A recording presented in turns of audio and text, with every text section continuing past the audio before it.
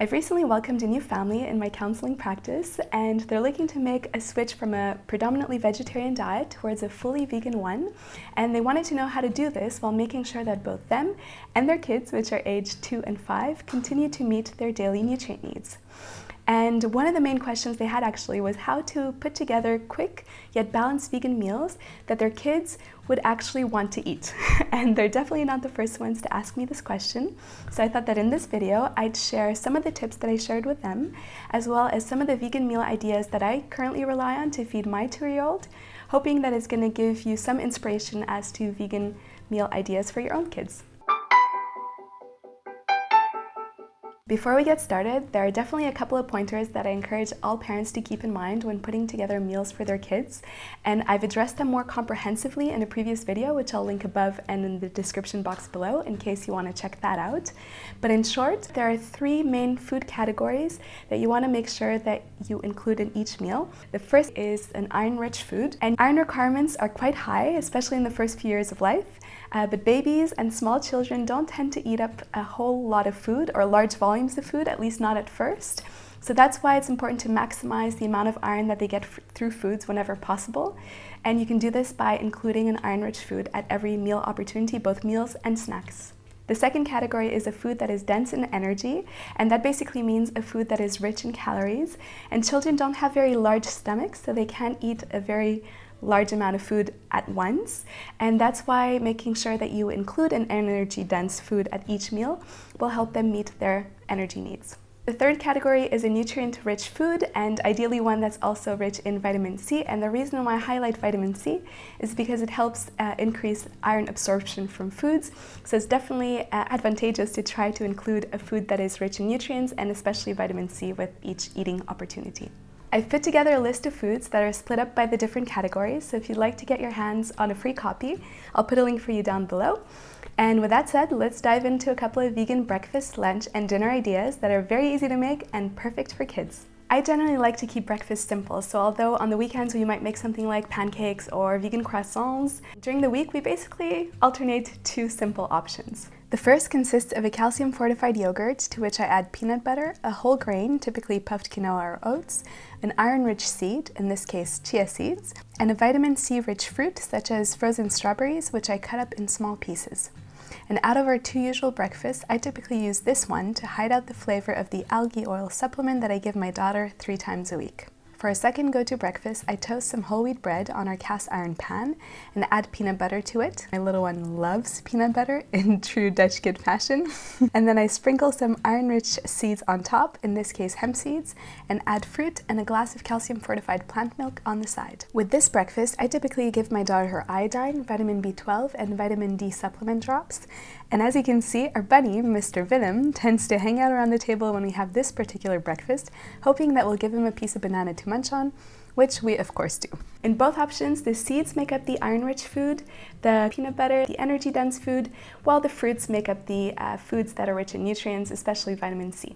When it comes to lunch, it varies quite a bit. We'll either have a leftover, which I'll touch upon when we discuss dinner ideas, or I make a lunch from scratch, but I don't typically like to spend too much time on making lunch, so I definitely opt for some quick options. For instance, in this first lunch, I've topped a whole wheat wrap with mashed avocado, but you can definitely substitute the avocado for hummus or vegan mayo if you want. I then top it with a generous portion of ground chia seeds, add some scrambled tofu to it, and roll it tightly.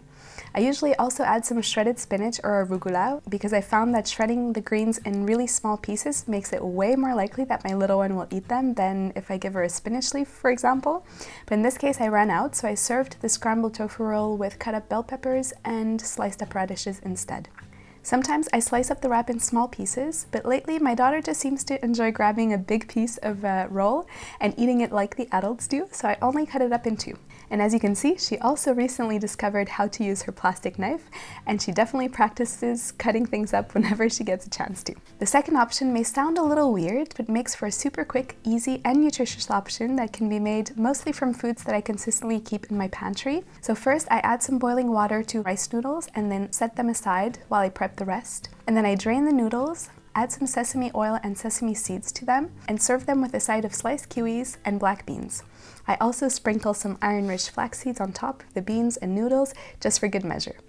And this is how you get a nutrient-rich but perhaps slightly weird meal in under 5 minutes. And it's usually the type of meal that I resort to on days when I don't have much left in my fridge, so basically on days before I'm set out to do the groceries, and when I have also no more leftovers to rely on.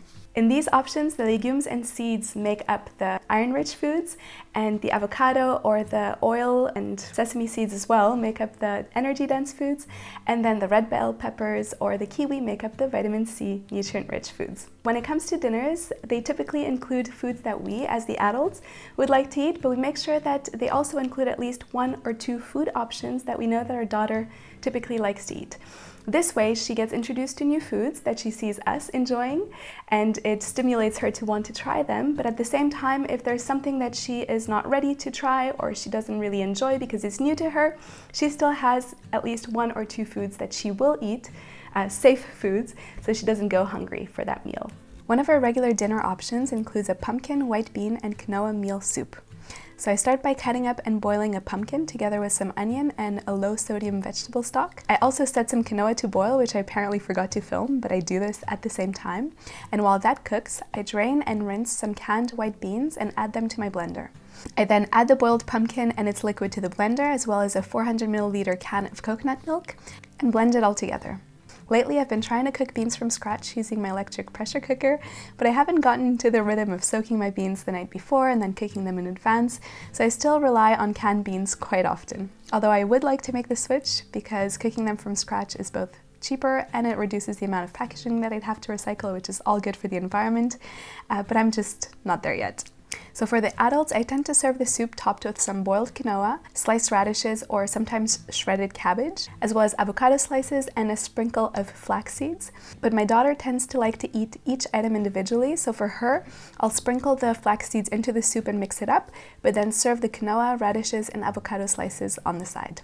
A second popular dinner meal in our household is homemade pizza, and we sometimes make our own crust, but more often than not, I'll buy this cauliflower-based pizza crust, which I top with vegan pesto, mushrooms, bell peppers, marinated tempeh, and in this case also some vegan cheese. And I must admit, I'm not the biggest fan of vegan cheese in terms of taste mostly, so I sometimes skip it altogether, but in this case I did add it.